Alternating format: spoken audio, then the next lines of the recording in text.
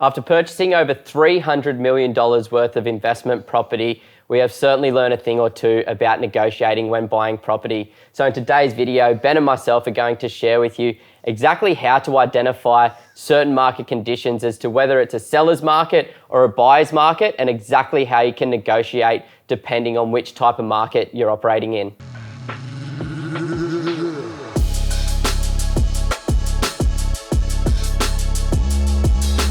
Now, Benny, nobody's going to tell you what type of market we're operating in, so you really need to be able to look at the data to figure out whether it's going to be a seller's market or a buyer's market, which will really dictate the negotiation strategy that we're going to go forward with. So how do we actually figure out whether it's a buyer's market or a seller's market, and what are some of the key performance indicators that we need to be looking at?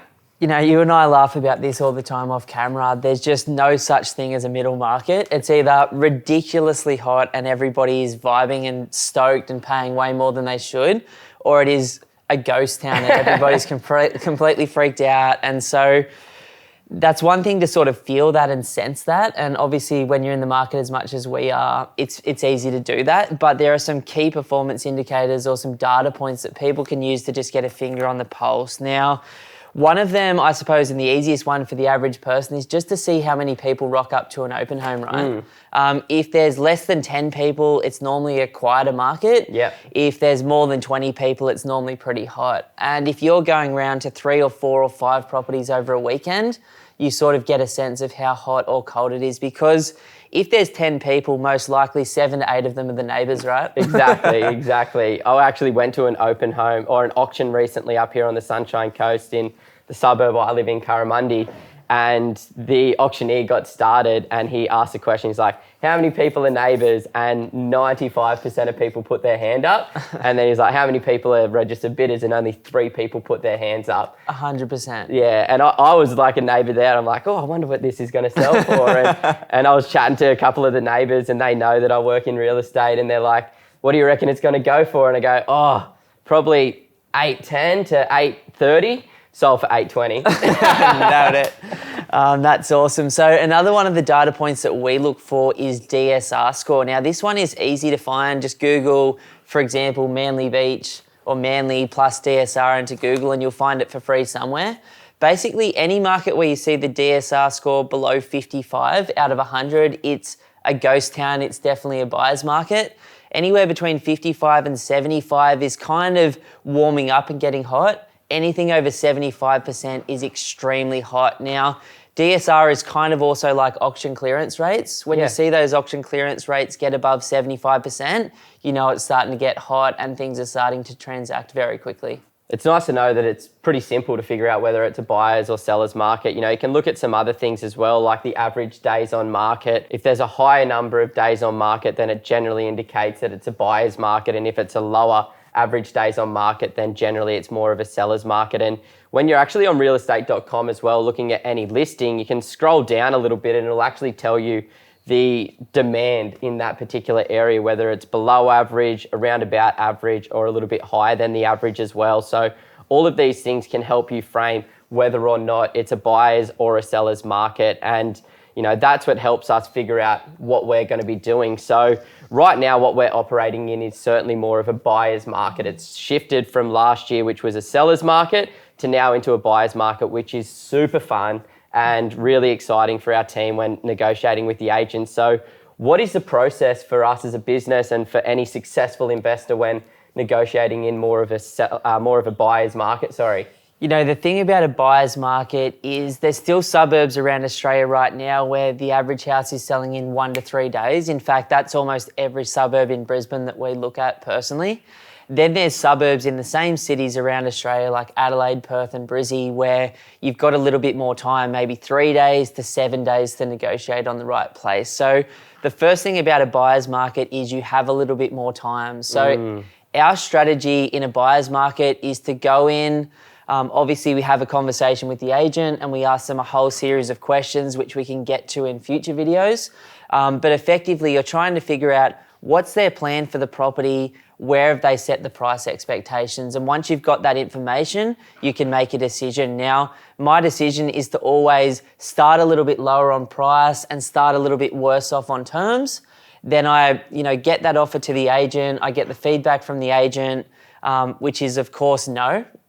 You don't want it to be so low that it's going to piss off the agent and piss off the person selling the property, which I've done that hundreds of times as well. So if we can talk to a bit of an example of that, like let's say I was selling one of my properties and the agent's talked to me and he said, look, Simon, I feel as though I can sell this property for $700,000. What is a ridiculous offer? Something in the early sixes, for example, like 100 grand below or even 50 grand below. It's really getting that sense of how realistic the agent's going, because a lot of the time when you're in a buyer's market, it's just come off a very hot market, and so they've artificially set expectations with their seller and they haven't come back down to earth yet. But from there, when the agent sort of comes back to you and says no, then that's the time when I get much more aggressive on price and I put in my best terms. Yep. And then normally, if they're a good agent, they will get it done at that point, or they'll counter very, very quickly. And then I'll go in for my best offer. I've already got my best terms in place. And at that point, I'll put a fair bit of pressure on the agent, sort of saying, look, you've got today or you've got over the weekend to close this, and then the deal's off the table. And that process can sometimes take one day from first, second and third offer. Yep. Or sometimes it could drag out over a week. But it's a beautiful place to be, a buyer's market. Like, it is so nice as a buyer to be able to get stuff for market value, reasonable prices, or even sometimes below market. Yeah, it's been really nice to start to see the team secure some properties below market value, starting to secure more often pre-market listings, which typically happens during a buyer's market as well, which is great. But a lot of the time, the majority of people are purchasing when it's more of a seller's market. That's the reality, because that's when sentiment is a little bit higher. That's when people are feeling a lot better. That's when people are more inclined to transact in real estate. So this is probably going to be the more common occurrence for the average person. What is the strategy that we use when it's a seller's market? Yeah, so simple strategy here. You really, really need to do your research before you get out there and start looking, because in a seller's market, prices can be increasing 1%, 2%, 3% a month or up to 20% a year. In fact, some parts of Australia did 30% last year.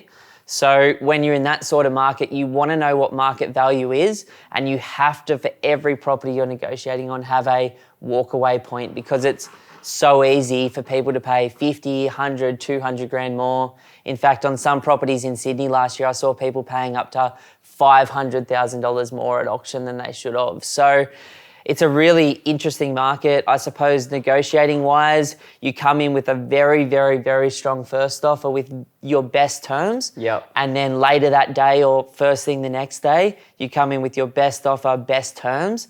Generally, you have somewhere between about 3 and 48 hours to negotiate in that sort of market. Yeah. Or you've lost the property to a company like us that is getting it pre-market and then, buying it in the first few hours it's online.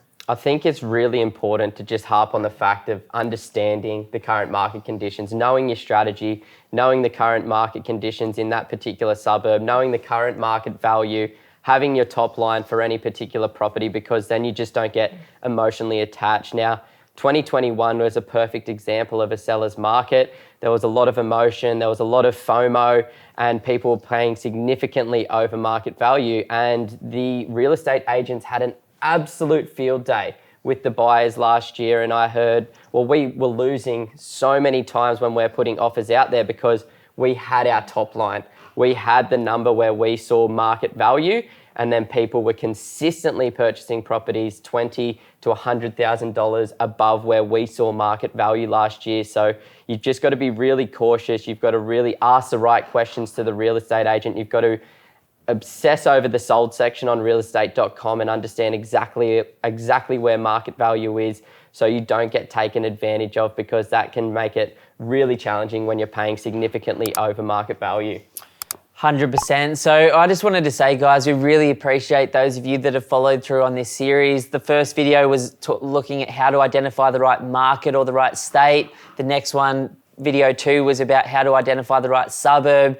Video 3 looked at how to identify the right property. But At Pumped On Property here, all we really want for you guys is to get educated so that you can not make the same mistakes that Simon and I have and that you can invest in the market with confidence. We really wish you all the best over the next 18 months. I think it's actually going to be looked back as one of the best buying opportunities for certain markets in Australia in the coming decade. We're excited for you guys to get out there and use and apply this information for your own benefit. Cheers. Whew, that's a wrap. That's a wrap. Getting cool, bro. Yeah. Oh, sweaty. So sweaty.